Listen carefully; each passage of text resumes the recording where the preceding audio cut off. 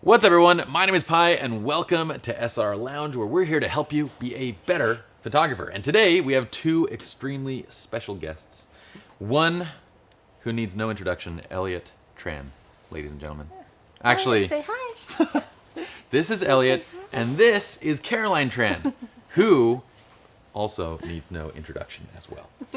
So, Caroline, thank you so much for being here. Yeah, thanks for having me. Yeah, it's amazing to have you. You live so close to us in like proximity to the studio and where we live, yet this is like the first time we've actually hung out. So, but in today's video, we're talking about work-life balance, and we thought it was incredibly appropriate because you are a working mom, as everybody can see, and also an incredible photographer, an incredible businesswoman. Thank you. So I think you have a lot of input to give as far as, well, business and photography, and especially work-life balance. So, and by the way, for those that want to learn more about Caroline and what she does and her workshops and so forth, we have a link to take you over to her website where you can learn more. And we were chatting about maybe doing a DVD with Caroline too, so we'll see what happens with that. But what's your first tip for us? Okay.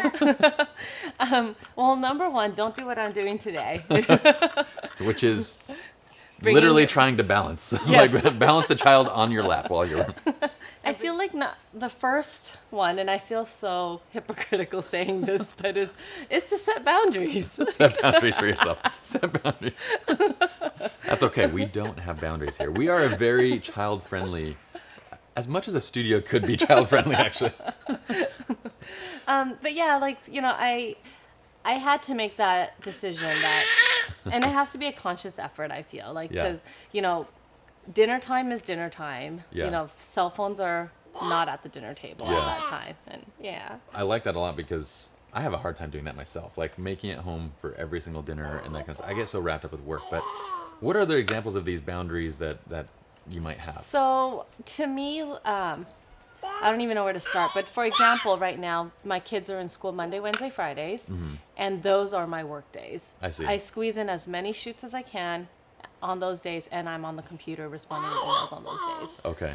Tuesday, Thursday, it's because I have two kids. Yeah. My older one is in preschool full time. My younger one is this one. So he's And your husband's working too, right? Yeah, and he works full time. Okay. So he's home with me Tuesday, Thursdays, and to me, like, I try to honor that as sacred time for me and him. So that's why we're here, because we went on a lunch date today. Oh, nice. Next door, and so that's why we stopped by to visit. That's awesome. So I let the lines blur a little today, but that's totally fine. But yeah, so that's the first thing I do. You know, so Tuesday, Thursdays. I mean, obviously sometimes I have to make exceptions, but I try really hard to keep Tuesday, Thursdays as time between me and him. Like, I just want to give him that one-on-one time that my first son had as well. Well, and then, I mean, being a mother and wife and everything, along with being, because you do commercial work, actually a lot of commercial work too, but then weddings obviously are only weekend type gigs. I mean, mostly weekends.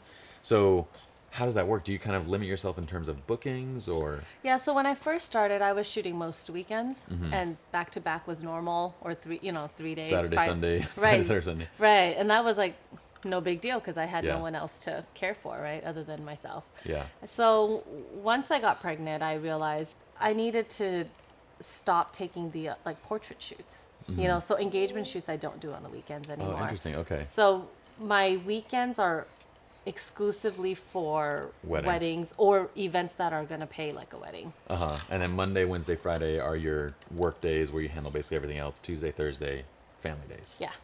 Which I appreciate you being here on a Thursday. Yeah, thanks. My pleasure. Well, I think that's huge. That's very sage advice, because I think it's something that you would definitely need to do to maintain your sanity, especially, and to do what you're doing is incredible. So you must be, when you are working, you have laser-like focus. Yeah, but I felt like I get more done because before setting these boundaries, what would happen is when I'm at work, I'm feeling guilty for being away from the kids, and when I'm with the kids, my mind is on the work that I, that album that I left half designed, or and so now I'm able to like switch hats easily. Like, okay, I'm mommy gonna mode take notes today. for myself right now. This is like what I need to be hearing right now. So this is fantastic. Just keep talking. But yeah, it was important for my happiness, Yeah. you know. And so on those work days, I was not feeling guilty for being away from him, and Yeah. I had my checklist of things, and I needed to get. It was a race to the clock. They get home at 5 o'clock, you know, Yeah. and we do dinner around 5:30. So it's like, all right, how many items can I check off That's before awesome. that time comes? And as soon as they come home, I am out of the home office. Mm-hmm. You know, the door is shut, and I'm just with them. Physical boundaries, I think, are probably pretty important too. Like separating the office part of your home, or if you're working at a studio, then you have that. But if you're working at a house, at least I've found that having a separate area that's defined as my office versus like working in front of the kids. Because Yeah. like I feel like when I work in front of the kids, they don't understand, Right. and they just feel like dad's doing something that's more important than we are right now. Not right now. He's done with this one. Okay, so Elliot went on a little walk with Uncle James. And now we were talking about basically physical boundaries. And one thing that I was mentioning that I had to do was kind of separate my office. When I was working at home, I had to separate that into having like an actual room. I don't know about you. What do you have? No, I agree. We used to have our office in the living room, and that was hard because we basically were just always working because it's Yeah, there. yeah. Like to the point where my husband and I weren't even spending quality time together. Our Yeah. quality time was we're each on our own computers. You know. You never unplug. It's just Right. and you hear the chime of like, oh, somebody liked my photo. I need to go see what they said. Right. So now it's in a separate room. It's in the very back bedroom, and the door is shut. Like, Yeah. if we're in it, I shut the door just so that let me just dedicate time and get the work I need to get done, Yeah. so I can go out and resume life. Okay, so let's move on now. Tip number 2 when it comes to work-life balance is Tip number 2, I would say, is set personal goals for work and life. oh, I like that. Okay, so So- what does that mean? What does that entail? I think the hardest part is like that something does have to give, you know, and just being willing to accept that. I remember when I was first pregnant, I was still doing a lot of destination weddings at the time. I think I calculated like my son while in the belly flew 100 hours on a plane or something. That's crazy. And even within his first year of life, we used to take him along with someone to help care for him, and he flew a ton that first year of life as well, just because I had already booked all this stuff already. But when we were talking about number 2, he's like, you know, you're gonna have to give up the destination weddings. Yeah. I was so mad at him for saying that. I was like, don't even say Oh. that. I don't want to hear that right now. Destination, they're fun to do. I will completely admit with you, they're fun to do. But they take a ton of time, man. Yes. And like comparing them to like local weddings, Right. like the money can never compare because Right. you're talking about spending so much time like in a plane and traveling and planning and all that kind of stuff. And so And then meanwhile, like office stuff is Yeah. is suffering, you know. Exactly. So when you come back, it's like more work waiting Yeah. for you, you know. So I'm just very selective. Like it has to be a destination that I'm actually interested in going to, Mm-hmm. or that logistically works out, you know. So Yeah. I'm not as hungry for the destination weddings as I used to be. Yeah. And I'm okay with that. You know, it's a lot. But I think though setting goals was what made me okay with that. Otherwise, I think I would have probably been really depressed about it. And so a goal for that would be like, for example, just so that they know what would be one of My- these goals. Whenever I find myself kind of in a rut, I set new goals, or like I just reflect again. Like, all right, like why are you in a rut? Obviously, you're in a rut because, and I do talk to myself like this. I was like, you're in a rut because you're feeling like you're not accomplishing something, you know. So why is that? And what do you want to accomplish? You know, and that's when I'll set new goals for myself. Yeah. So with this year, my goal was actually like, how can I work more on the weekdays? Because I want to be home on the weekends. Like my 4-year-old is old enough to vocalize to me that he doesn't want me to go to work now. Yeah, yeah. Aw. So he'll actually tell me, he's like, why can't you go to work when I'm at work? So Oh, what were sad. you doing when I was at work? Yeah. He's like questioning you. Yeah. And so he's like, I want you back by the end of the day. So, I mean, it's cute. And obviously, like, I do still have to leave him and we Yeah. work through that together. But I want to be there for him. Yeah. So for me, it's, I was trying to think like, all right, how can I scale back on some of the weekends that I'm away and take on more during the week? And so I think that is a goal that I had to do for myself so that I had a measurement of success. Sure. Right. So for me, it was like, all right, well, I still need to meet my financial goals. Right. So that's a goal as well. Like, how much do I need to make this year? And how am I going to fulfill it? Like obviously destination weddings are off the table now. So what am I filling that time with? Well, a lot of that became commercial work, right? You started doing. I started doing some commercial work, but I actually have a huge portrait business. Like, so Monday, Wednesday, Fridays, I do a lot of maternity babies, and like one thing that I started doing is I offer like multiple sessions for especially like a baby, like an infant.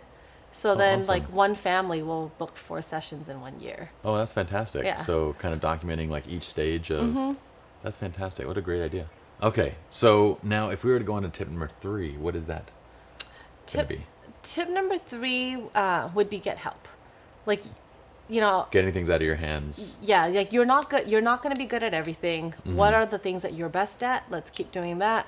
What are you not good at? Let's hand those off.